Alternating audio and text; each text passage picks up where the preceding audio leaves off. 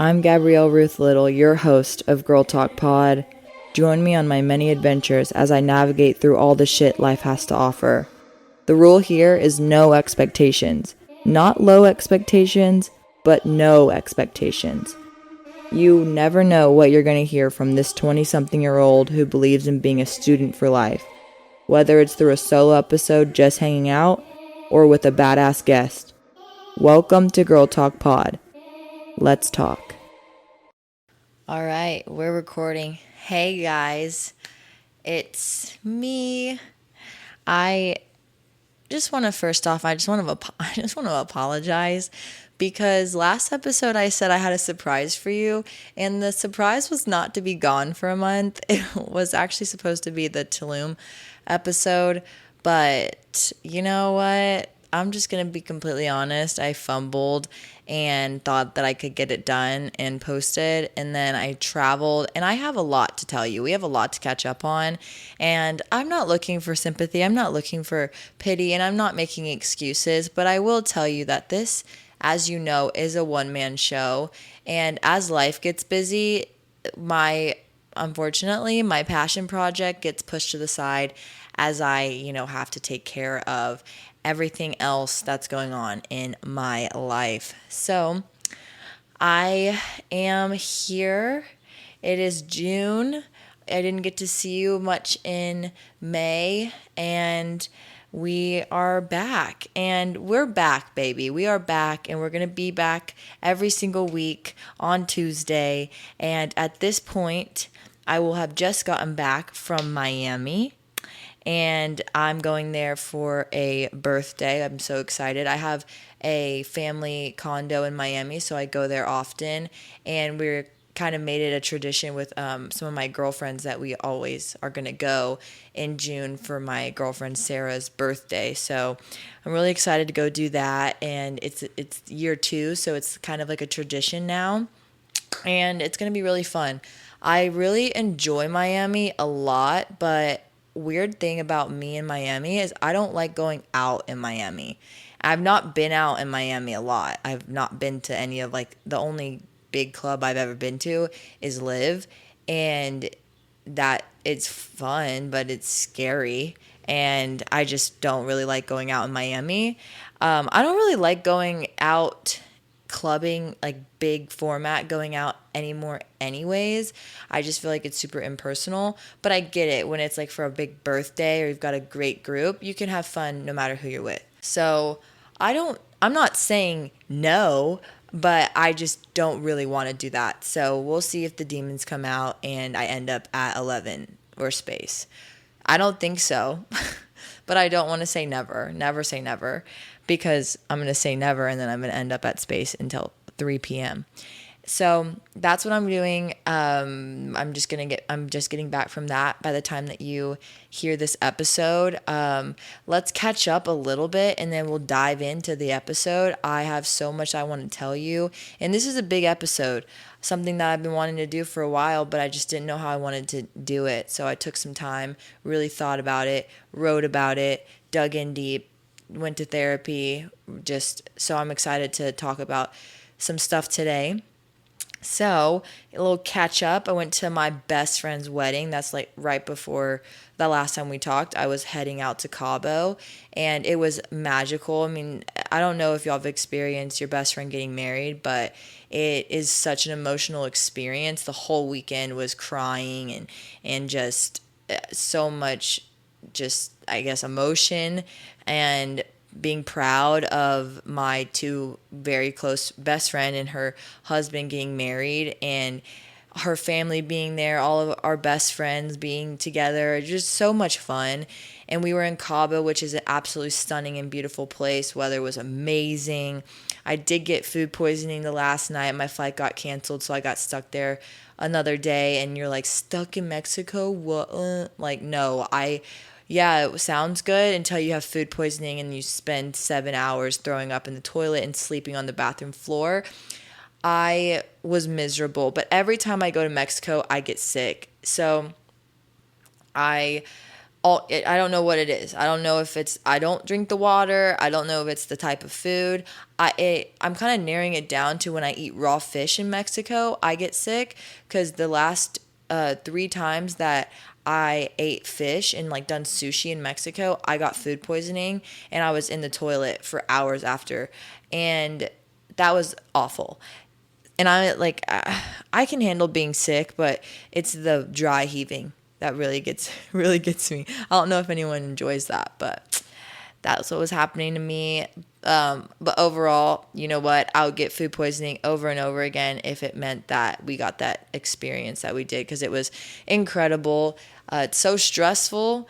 I can't imagine like being a bride one day, because just rallying the troops, making sure your family's acting right, your friends are acting right.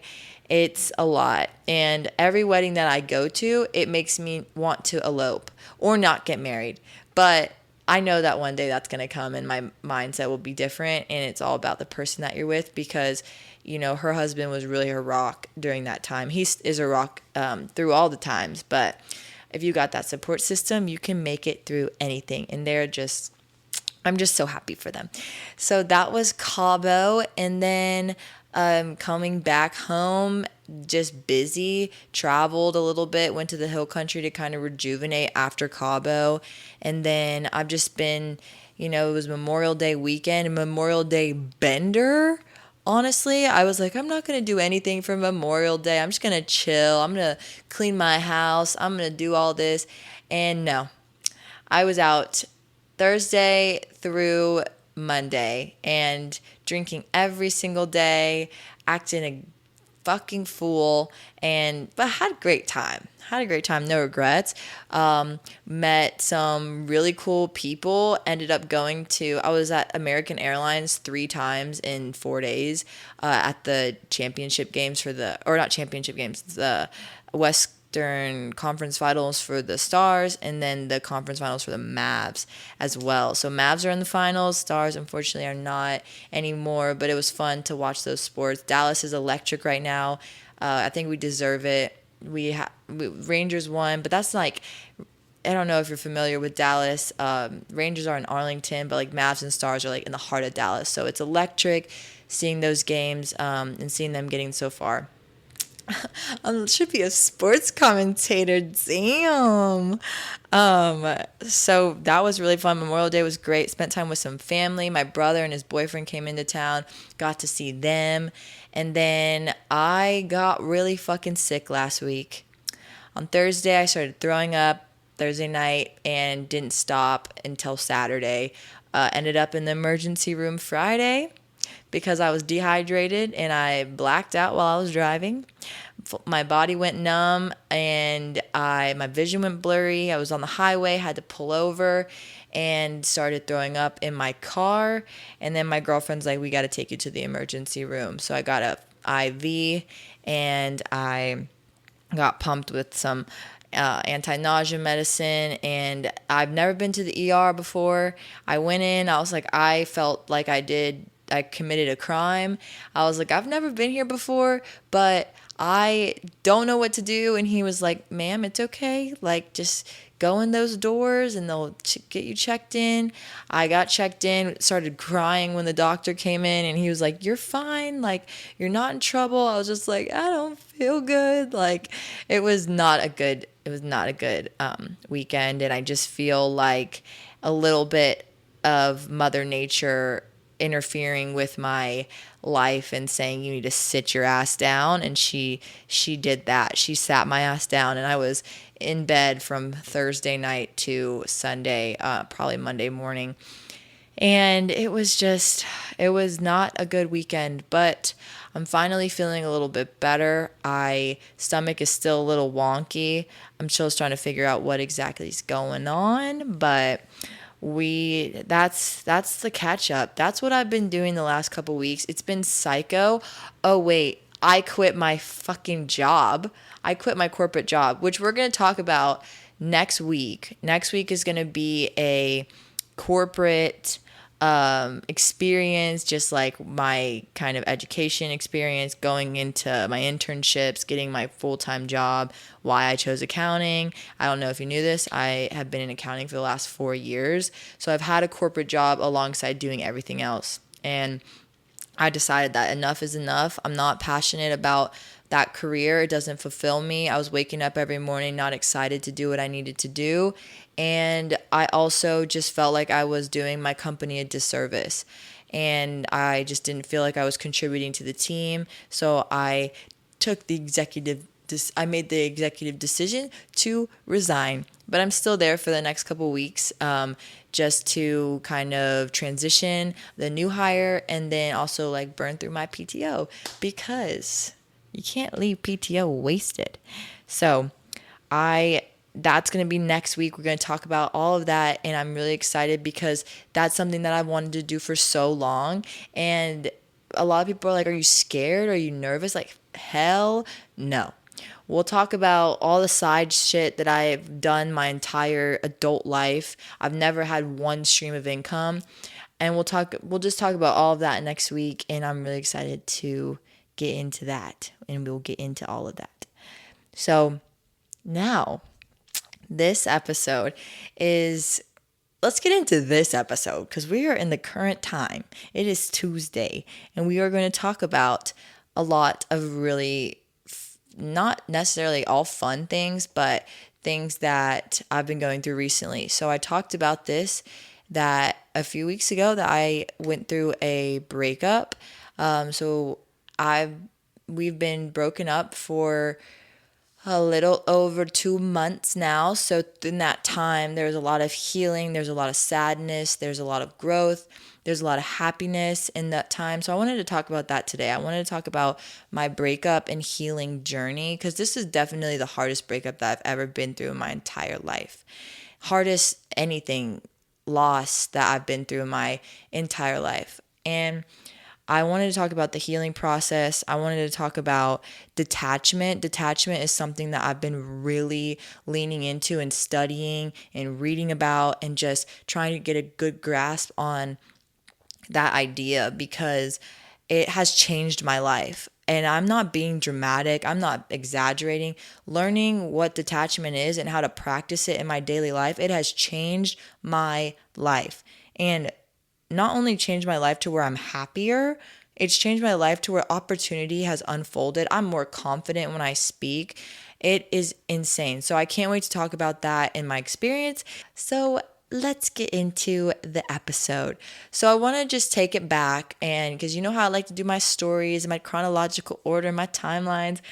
And I want to just talk about, well, I want to talk about this, I guess, before I get into anything, is that everything that I say is my experience. And that's with every episode. That's with every story I tell. It is my experience. And I never want to make it seem like I'm talking negatively about somebody or I'm trying to, defame anybody. Is that the short of defamation? Defame anyone or like slander anyone? Like that's not what I'm trying to do. I'm just trying to give you my experience, what I like, the perspective that I had, the growth that I had. And we're all on this earth experiencing things in our own perspective, and you could be completely different than mine. If we were in the same experience, we could have, we could tell the story completely differently. And so I just want to say that disclaimer, take everything I say as my experience. You're here for a reason, because you obviously see what I have to say has value, or you see what I have to say has value to it. I hope, or whatever you're here for, just stay, because I love you and I want you to be here and I want to chat. But I imagine why you're here and why you come back and why you listen is because you find certain things that I say about my experiences valuable. So that's just a little disclaimer. Not that I received any messages about things I've said on my podcast, but just wanted to put that little disclaimer out there.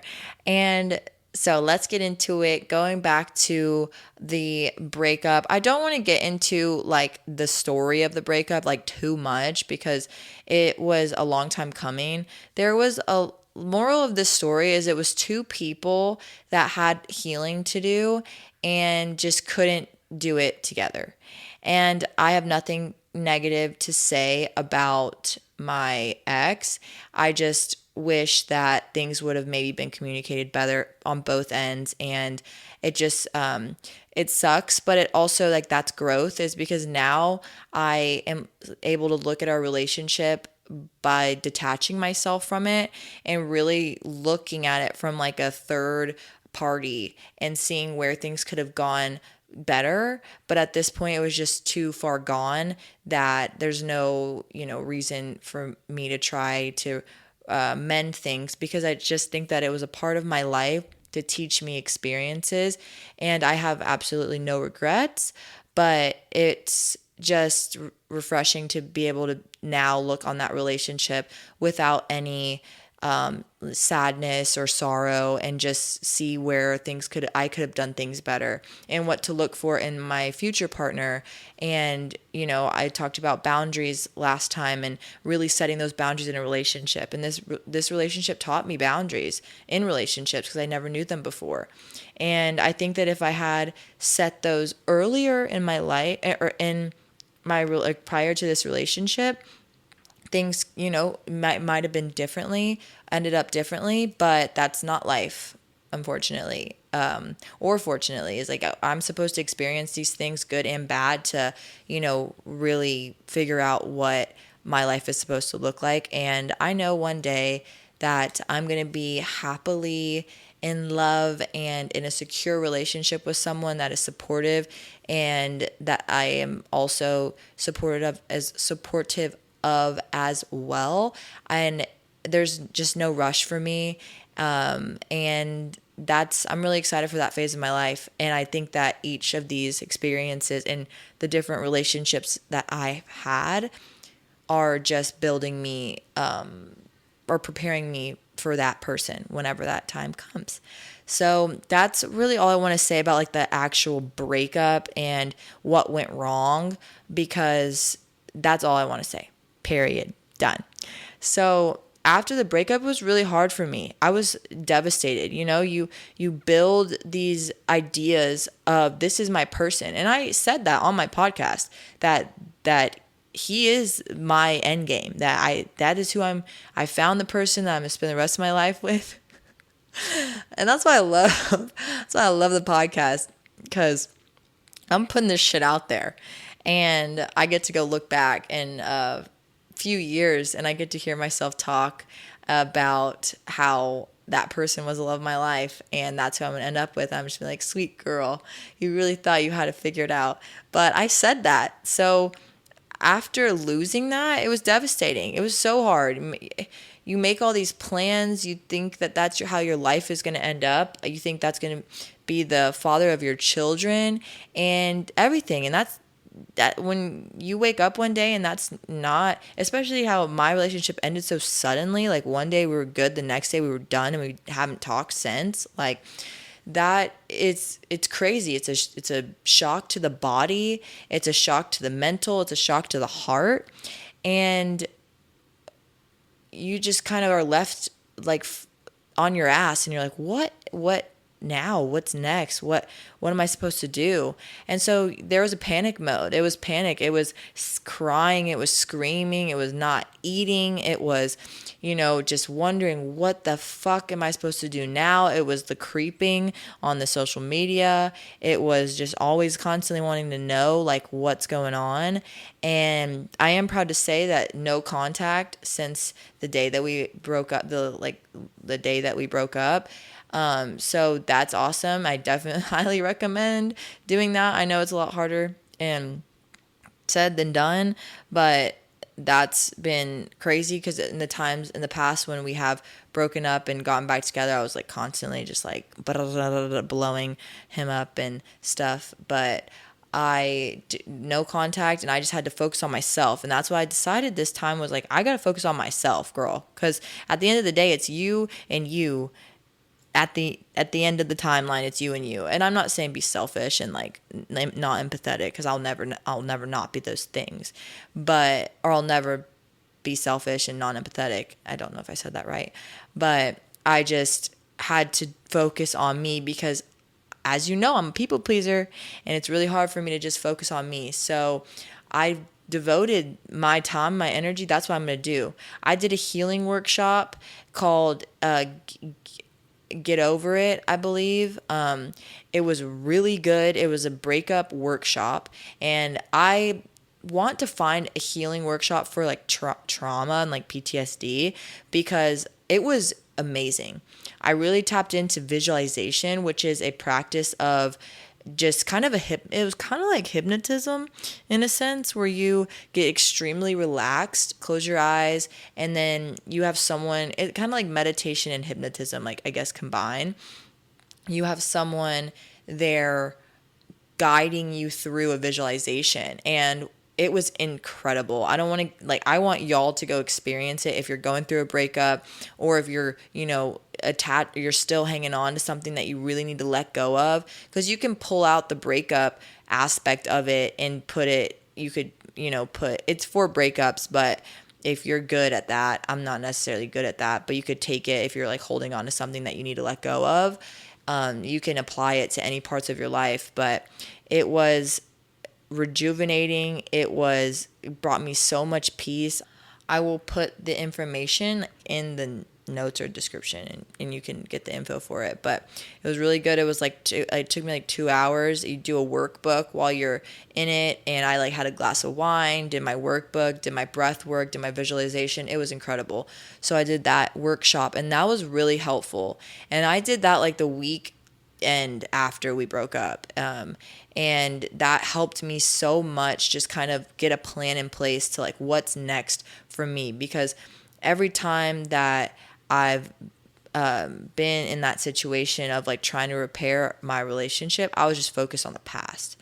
What can like I like what could have gone differently, what could I have done, what went so wrong, and that really pushed my perspective forward, and that was really helpful for me. And I will put it in the bio, you can check it out. It was awesome.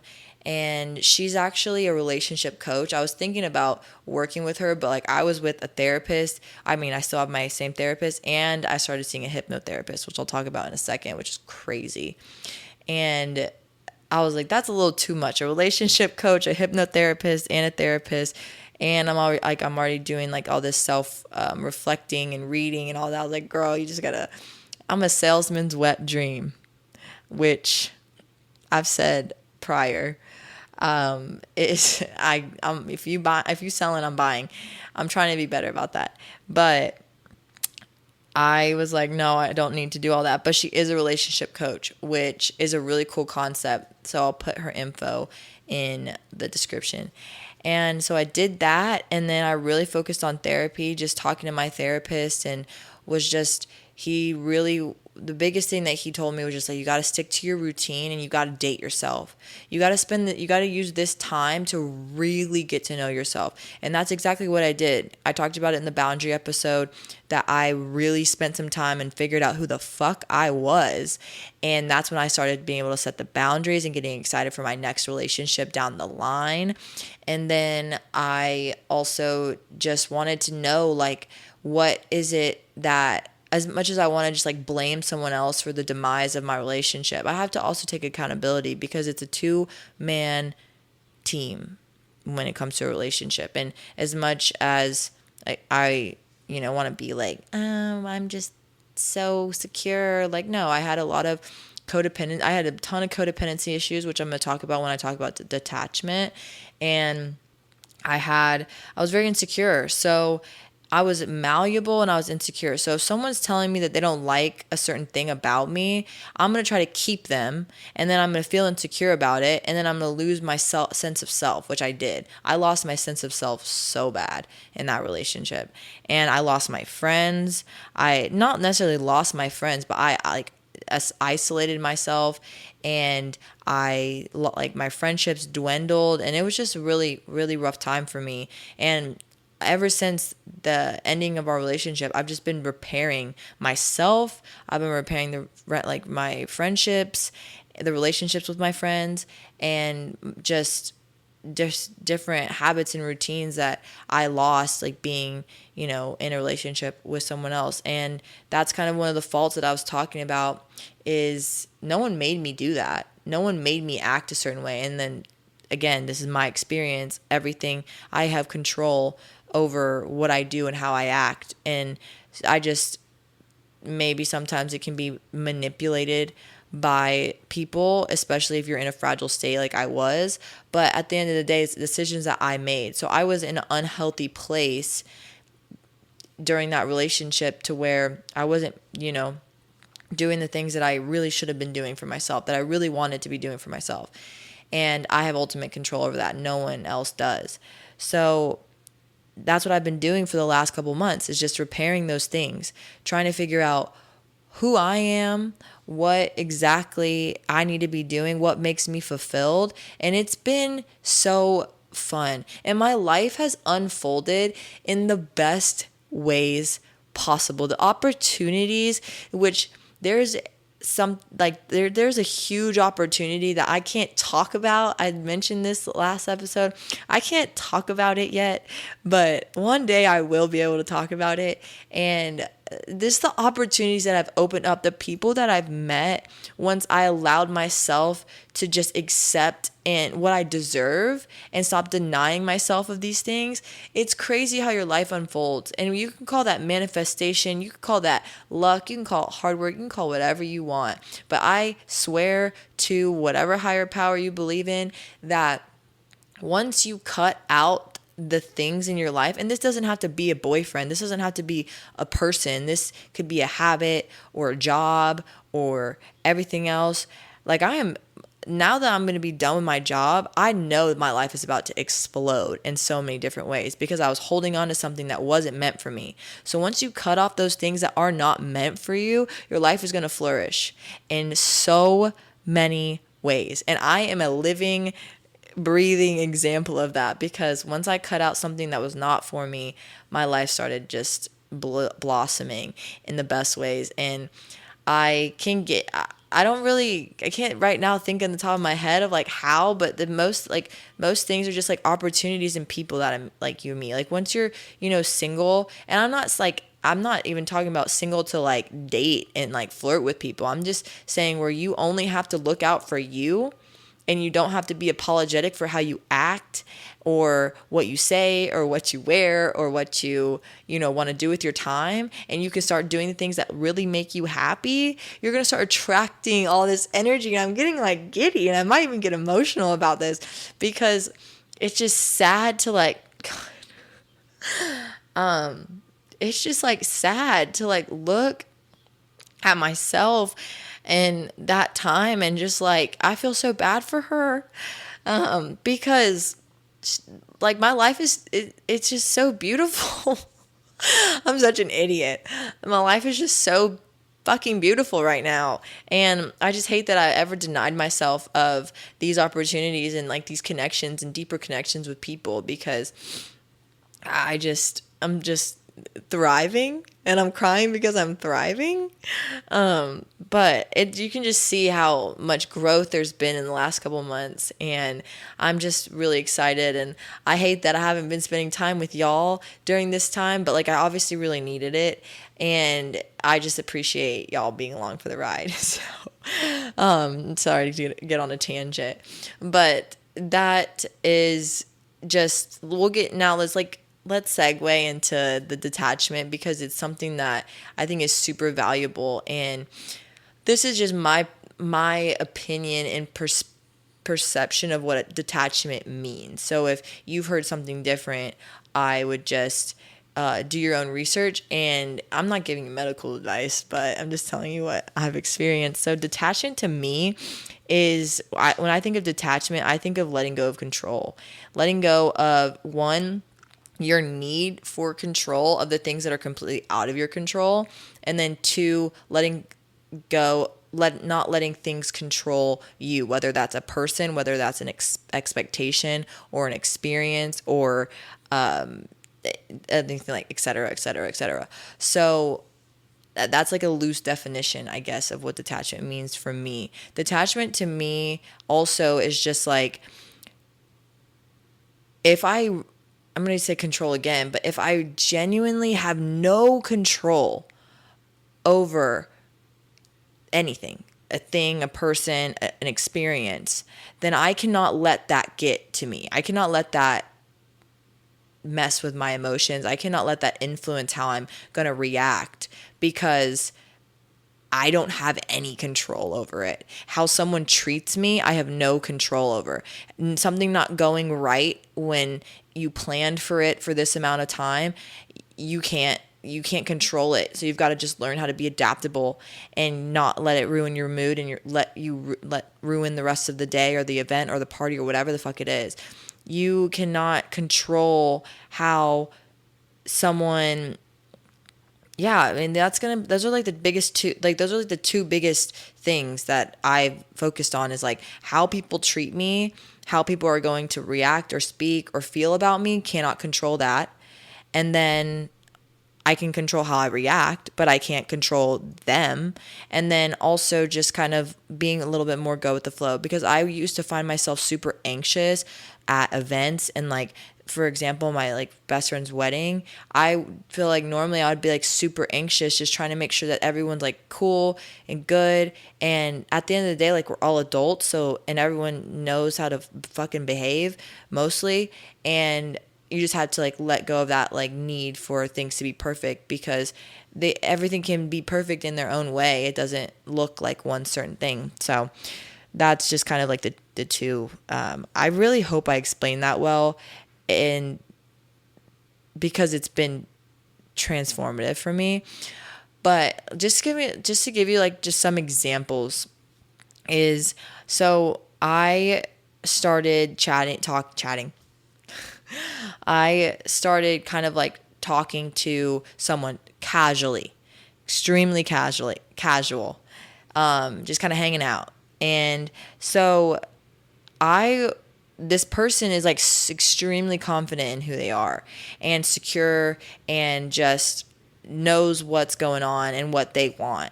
And that was intimidating for me at the time, because I'm like, I don't know what that looks like. I don't know how to do that. So that was kind of made me anxious, because I was like, well, they don't really care about what I got going on. They just kind of like only care about themselves, which is not true at all.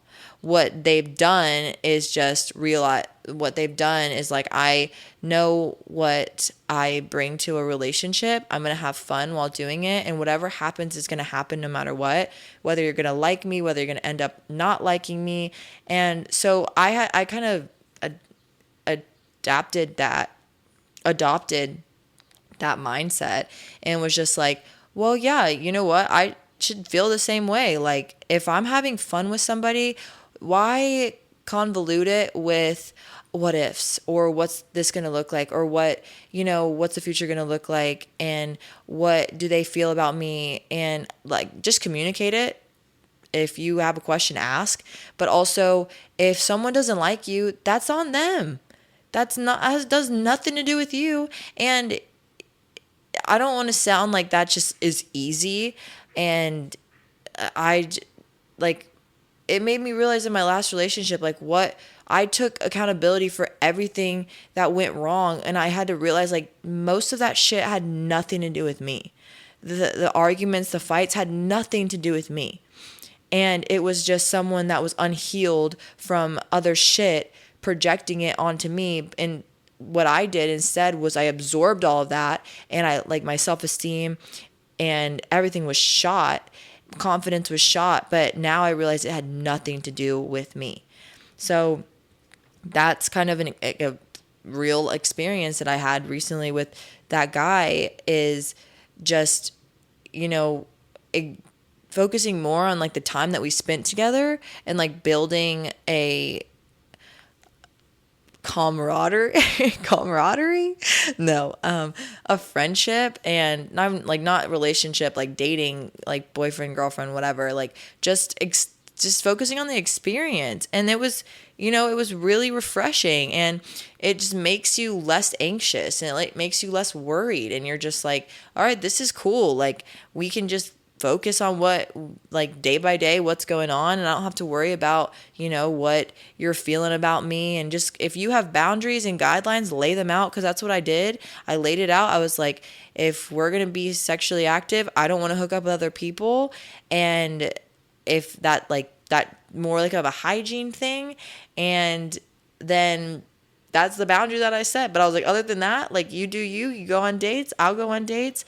I don't date like that. I've never dated like that. My therapist recommended that I do that, like, date multiple people. And I had some friends that had told me that they do that. It just sounds like very complicated to me. But what I've normally done in the past, I date someone, and then I go on a date with someone, and then I end up dating them for 3 years. So I'm trying not to do that, but I'm trying to find a balance of not dating someone and then, like, planning my future with them, but, like, dating someone, just like, being present in the experience, and then, if it doesn't work out, we move on. I just think that, like, my ADHD ass, like, juggling multiple people at the same time, crazy. That's a crazy concept. But I know people who do it, and they're really successful. I would be calling people different names. I would be calling people different names, and I don't know. For me, like, I don't feel like I could genuinely, like, really get to know somebody if I'm, like, thinking about Gerald in the back of my mind, or Sebastian. I've never dated anyone named Gerald or Sebastian, so I can use those names. But if your name is Gerald or Sebastian, you want to date, hit me up. So now let me talk about friendships, detachments and friendships as well.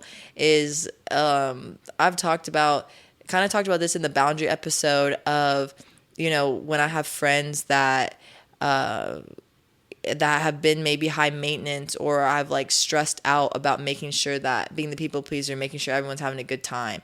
Letting go of that has, like, they're going to do them. They're going to feel them. At the end of the day, they're going to have their own back. Like, if they're not having a good time, they're not, happy, they got to stand up for themselves, and they're going to do that. And they're going to leave you, and they're going to go home if they want to go home, or they're going to, take some time to themselves if they need it. And you just can't be responsible for everyone's fucking feelings. And, like, you can be kind, and that's the only thing you can control, is, like, being kind, being selfless, being charismatic, being funny, sorry, I thought we were describing all of my attributes for a second.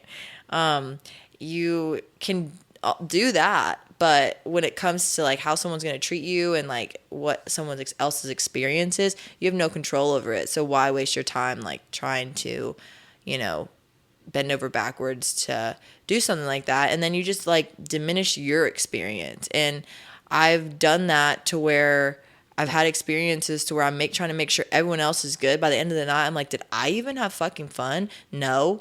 But everyone else had fucking fun, but I didn't. And so that's just another form of detachment to me, is just, letting go of the things that you can't control, and, like, realizing that people are going to do whatever they want to do at the end of the day, whether, like, you're there or not, or influencing it or not. So that's, I guess, another pillar of detachment that I've been, looking at. And then you can bring detachment in the workplace too. You got to show up and you got to do your work. And then, but how other people are going to treat you, how they're going to, if people belittle you, how all this stuff is going to, like, be projected onto you.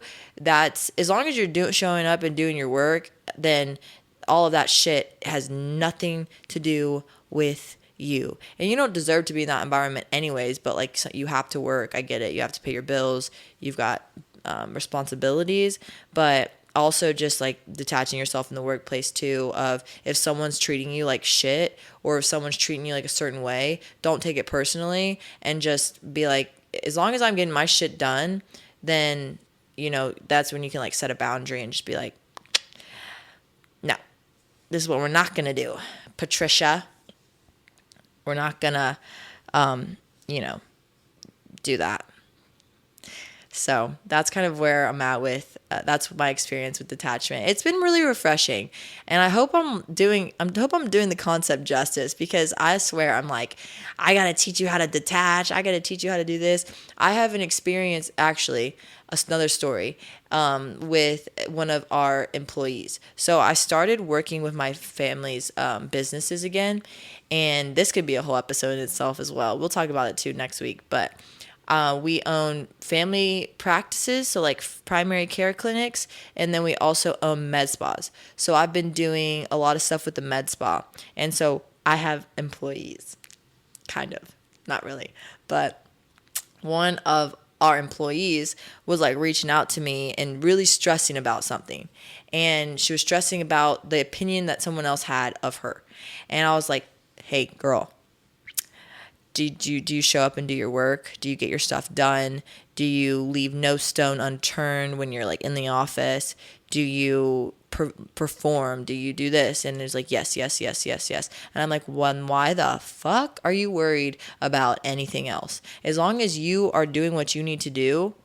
And she also creates, she's very anxious, so she creates a lot of scenarios in her head, like, oh, she feels like someone feels this type of way about her, or she's worried that this person feels this and that. So I'm just like, you got to learn what you can and cannot control.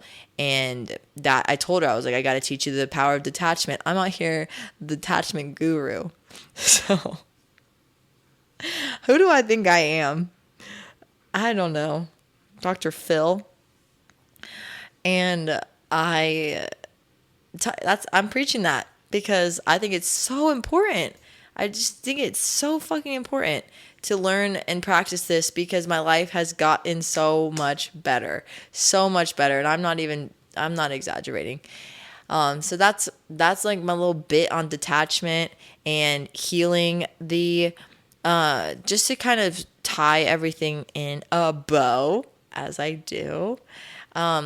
I just want to circle back to the healing part. It's just like, you have to feel your feelings and not avoid them. And I've done that. I've done so much work, and that's how I'm able to sit here today. And why I was tearing up earlier about just how happy I am, like where my life's at right now, is because I've done the work. I have felt it. I have cried. I have screamed. I have felt the pain. And if you don't feel that, you're going to end up creeping on your ex's stories months later on fake accounts, and you're going to end up possibly reaching out to your ex months down the line unhealed in a maybe toxic cycle. And if you don't do that, and you just immerse yourself in distractions, which I have done before, so I know, and I can speak on personal experience, I've done that. And you have to feel it, and you have to do the work, and you have to devote yourself to moving on, unless it is something that you're trying to repair, which do that. If it's something that's worth it to you and your partner to repair, you just have to make sure that you do the work. And I highly recommend doing that work separately. And if it's meant for you, if this person is meant for you, they will be for you. They will be for you. Or they won't. And that's fine. But you have to do the solo individual work, because if I just dove back into a relationship after how it ended, it would just have been a constant negative cycle over and over and over again. But I'm so proud, and whoever is my man next, you're so lucky. No, I'm really excited to date. Again, like be in a serious relationship one day. I love, and my best friend just got married. Now she's gonna start popping out babies, and I'm like, that's what I need. Like that's what I'm ready for, and that's what I want in my life. So I'm really excited. I mean, I'm not rushing anything. I'm gonna still do me. I'm gonna still focus on myself. I'm not looking, but I'm just saying that I'm really excited for that, and I'm really excited to like do that with a partner. Again, in like this healed state, because I just feel so confident, and I just feel so happy, and I feel at peace. And that peace is something that I yearned for so long, my entire life, in a relation, anytime, like as being in like relationships with people, I've just yearned for that peace. So I think that's all for today. this was a fun episode. I had fun chatting. Oh, next week I'm filming my first guest podcast. But it won't come out until episode 13 will be the first guest podcast. I went and toured this studio today. It's awesome. Whenever I do the guest pod, I think I'll be able to talk about it more. I just have to make sure that I don't disclose any information, that it's confidential. It's not that serious, but I am really excited about that. I'm going to have a guest on. Then we're going to start having guests on Girl Talk. We're still going to do episode every Tuesday at the beginning. And then hopefully now that I don't have a full-time job, I would love to do like solos on Tuesdays and then like guests on Fridays. But that's a lot of yapping. So we'll see. We'll see what happens. We'll see how we progress, but I promise you, this is a promise. I'm sitting here, look me in the eyes. This is a promise. I will see you every fucking next Tuesday from this point on. I promise. No more excuses. I don't have any excuses. I don't have any fucking excuses anymore because I quit my job and I don't have a man. But I will see you next Tuesday, and we have a lot to talk about then. Mwah. Bye.